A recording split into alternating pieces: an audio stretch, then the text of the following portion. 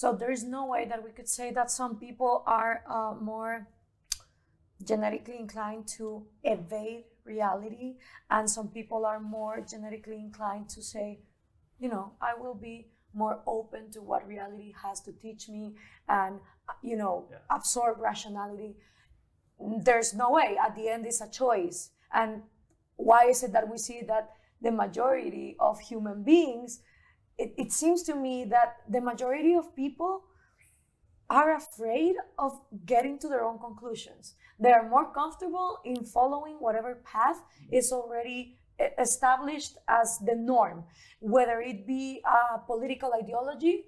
If socialism is what's in fashion, I'm going to be a socialist. If Catholicism is what it's the majority in Latin America, then I'm a Catholic. But if I were born in Thailand, I'm a Buddhist. Why do you think, if we as human beings and individuals have this amazing capacity to absorb reality as it is, using our senses, getting to our own conclusions, if we all have that ability, why is it that when you observe humanity as the majority, like if you would observe ants, right, in a colony, you would see humanity always in that it's only the minority choosing to use this amazing faculty, which is reason. Why do you think? Good question. I mean, I don't know if there's an answer, but now that we're like talking about philosophy and everything. I mean, I think there's things to say about it. I mean, part of my perspective on it is that's too negative towards people. Right. So it's there's a difference between being able to, or choosing to think about something and being able to figure out the issues. And then you have to think what their environment and what their educational system is pushing them to do.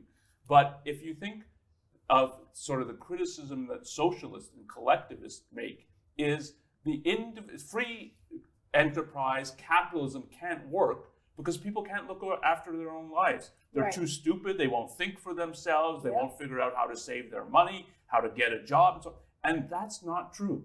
Yeah. And what the experience of America and of the West and a freer country shows is that when people have freedom, they do think about their lives and they do make better decisions and they can make rational decisions. And you don't see in terms of people's employment or something like that, their careers, that it's all just they're following what everybody else is doing and they're like sheep or ants. That's not how you see it. But you do see it like that in religion. I agree with that completely. That the majority of people who are Catholic, it's because they were in a Catholic environment, their parents were. Right. And there's an element, I think, they're not choosing to think about these issues. But on the other hand, these issues are really hard to think about. Yeah. They're hard to figure out. Like, is there a reason to think there is a God or not? That's a deep philosophical question. And people aren't encouraged to explore that. They're not encouraged to ask that kind of question.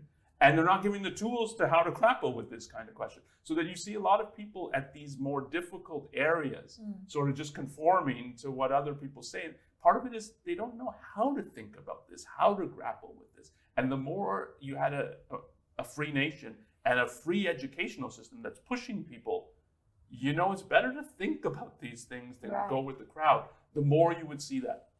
Yeah. Also, the more that prominent cultural figures on either the religious side of things or the secular side of things, the more they talk about how people don't have free will, the more of a rationalization people are able to give for the fact that they're not choosing to think for themselves, and the system perpetuates itself. Right. I wanted to add one more thing, which is that, I mean, originally you had asked a question about, well, why could it be that there's a predisposition for certain people to think and a predisposition for other people to evade? And I just wanted to underscore that I think it's really important for defending the values of science and reason that that's not the case. I mean, think from what would be true if there were certain people who, no matter what evidence you presented to them, they would never be able to look at it. Right. Well, it would mean that scientific reasoning is a privilege of those who are forced to think by their genetics. Right. Religious thinking is a privilege of those who are forced to not think by their genetics. what are the scientists then doing? Why do they think they're so special that they've figured out how to access the truth? Right. They're just the ones who've gotten the genetic luck of the draw.